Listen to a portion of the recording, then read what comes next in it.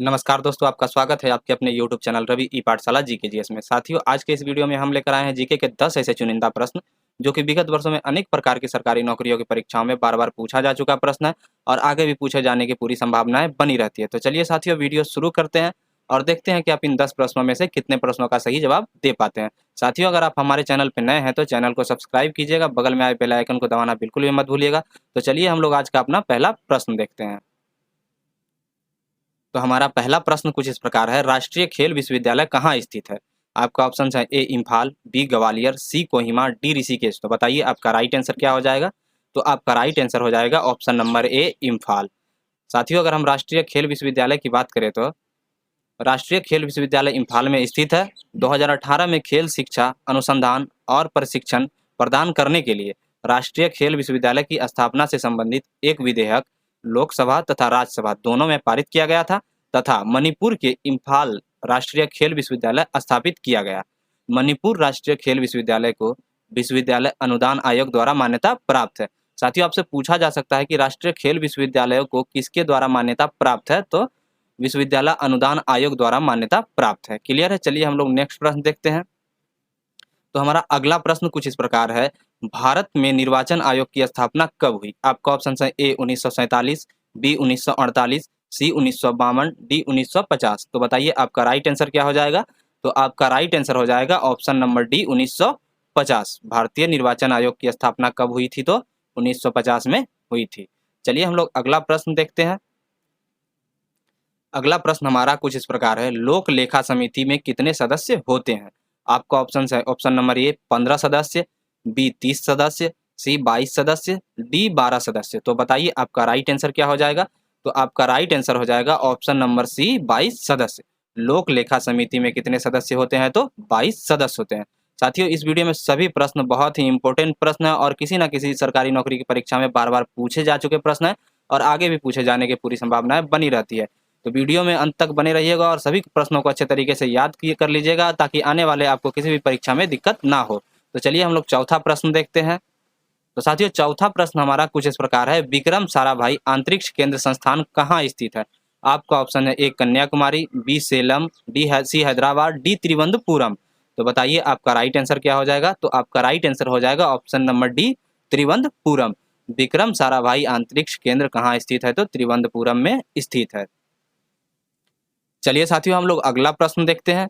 तो अगला प्रश्न हमारा कुछ इस प्रकार है, प्रत्यावर्ती धारा को दिष्ट धारा में परिवर्तन करने वाली युक्ति को क्या कहते हैं? आपका ऑप्शन है ए दोलित्र, बी प्रबंधक, सी दिष्टकारी, डी फिल्टर। तो बताइए आपका राइट आंसर क्या हो जाएगा? तो आपका राइट आंसर हो जाएगा ऑप्शन नंबर सी दिष्टकारी। प्रत्यावर्ती धारा को दिष्ट धारा में परिवर्तित करने वाली युक्ति को क्या कहते हैं? तो दिष्टकारी कहते हैं। साथियों, अगर आपको वीडियो पसंद आ रहा होगा तो वीडियो को लाइक शेयर जरूर करें और वीडियो के अंत तक बने रहें और वीडियो के आखिर में आप अपना स्कोर कमेंट बॉक्स में जरूर लिखिएगा। तो चलिए हम लोग अगला नेक्स्ट प्रश्न देखते हैं। तो हमारा नेक्स्ट प्रश्न छठा नंबर प्रश्न कुछ इस प्रकार है, हरिदास जयंती प्रतिवर्ष कहाँ मनाई जाती है? आपका ऑप्शन है ए मथुरा, बी बनारस, सी वृंदावन, डी झांसी। तो बताइए आपका राइट आंसर क्या हो जाएगा? तो आपका राइट आंसर हो जाएगा option number C Vrindavan. Haridas जयंती प्रतिवर्ष वृंदावन में मनाई जाती है। क्लियर है? चलिए हम लोग नेक्स्ट प्रश्न सातवां नंबर प्रश्न देखते हैं। तो सातवां नंबर प्रश्न हमारा कुछ इस प्रकार है, भारत में कंजली आर्द्रभूमि क्षेत्र किस राज्य में स्थित है? आपका ऑप्शन है ए पंजाब, बी राजस्थान, सी तमिलनाडु, डी गुजरात। तो बताइए आपका राइट आंसर क्या हो जाएगा? तो आपका राइट आंसर हो जाएगा option number A Punjab. Bharat में कंजली आर्द्रभूमि किस क्षेत्र किस राज्य में स्थित है? तो पंजाब राज्य में स्थित है।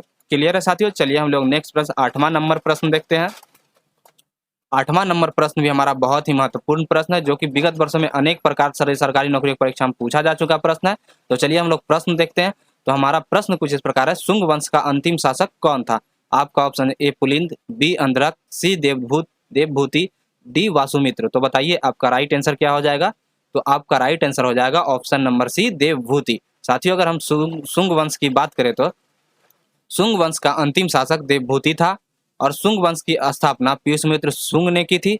शुंग वंश का शासकों की राजधानी विदिशा में थी। शुंग वंश का अंतिम शासक देवभूति था। वासुदेव ने देवभूति की हत्या कर मगध की गद्दी पर 73 ईस्वी पूर्व में कण्व वंश की स्थापना की। साथियों, इस प्रश्न से बहुत सारे प्रश्न निकल के आ रहे हैं। तो शुंग वंश की स्थापना किसने की? तो पीयूषमित्र शुंग ने की। शुंग शासकों की राजधानी कहाँ थी? तो विदिशा थी। शुंग वंश का अंतिम शासक देवभूति था। वासुदेव ने देवभूति की हत्या कर मगध की गद्दी पर कब विराजमान हुआ या बैठा? तो 73 ईस्वी पूर्व में कन्नव वंश की स्थापना की किसने की? तो देवभूति ने की। देवभूति की हत्या कर वासुदेव ने कन्नव वंश की स्थापना की। क्लियर है साथियों? चलिए हम लोग नेक्स्ट अगला प्रश्न देखते हैं। तो अगला प्रश्न हमारा कुछ इस प्रकार है, सर्वोच्च न्यायालय के न्यायाधीश की सेवानिवृत्ति आयु क्या है? तो आपका ऑप्शन है ए 60 वर्ष, बी 62 वर्ष, सी 65 वर्ष, डी 70 वर्ष।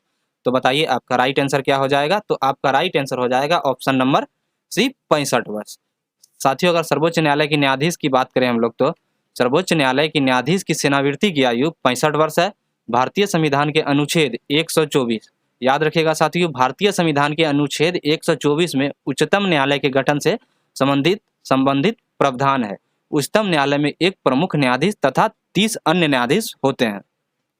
न्यायाधीशों के लिए न्यूनतम आयु निर्धारित नहीं की गई है, किंतु इनकी सेवानिवृत्ति रिटायरमेंट की आयु 65 वर्ष है। उच्चतम न्यायालय के न्यायाधीश अवकाश प्राप्त करने के बाद भारत में किसी भी न्यायालय या किसी भी अधिकारी के सामने वकालत नहीं कर सकते हैं। क्लियर है साथियों? चलिए हम लोग अगला प्रश्न देखते हैं। तो अगला प्रश्न हमारा कुछ इस प्रकार है, किस राजवंश ने वैष्णव धर्म को संरक्षण प्रदान किया? आपका ऑप्शन ए मौर्य वंश, बी कुषाण वंश, सी गुप्त वंश, डी शिशुनाग वंश। तो बताइए आपका राइट आंसर क्या हो जाएगा? तो आपका राइट आंसर हो जाएगा ऑप्शन नंबर सी गुप्त वंश। किस राजवंश ने वैष्णव धर्म के संरक्षण प्रदान किया? तो गुप्त वंश ने। क्लियर है साथियों? अगर हम लोग गुप्त वंश की बात करें साथियों, तो गुप्त राजवंश ने वैष्णव धर्म को संरक्षण प्रदान किया था। गुप्त वंश का संस्थापक कौन था? श्री गुप्त था, और यह 240 ईस्वी से 280 ईस्वी पूर्व था। गुप्त साम्राज्य का उदय 3री शताब्दी के अंत में प्रयाग के निकट कौशाम्बी में हुआ था। गुप्त सम्राट समुद्रगुप्त विष्णु का उपासक था। समुद्रगुप्त एक चंद्रगुप्त द्वितीय के सिक्के पर विष्णु के वाहन गरुड़ की प्रतिमा अंकित है। गुप्त काल में वैष्णव धर्म संबंधी सबसे महत्वपूर्ण अवशेष देवगढ़ी झांसी का दशावतार मंदिर है। क्लियर है साथियों? तो साथियों यह थे जीके के 10 ऐसे महत्वपूर्ण प्रश्न जो कि विगत वर्षों में अनेक प्रकार की सरकारी नौकरियों की परीक्षाओं में बार बार पूछे जा चुके प्रश्न हैं और आगे भी पूछे जाने की पूरी संभावनाएं बनी रहती है। तो साथियों उम्मीद करते हैं कि आपको वीडियो पसंद आया होगा। अगर वीडियो पसंद आया तो वीडियो को लाइक शेयर जरूर करें। अगर आप हमारे चैनल पर नए हैं तो चैनल को सब्सक्राइब करना बिल्कुल भी मत भूलिएगा और बगल में आए बेल आइकन को दबा दीजिएगा। और मिलते हैं आपसे नेक्स्ट वीडियो में, तब तक के लिए जय हिंद, वंदे मातरम।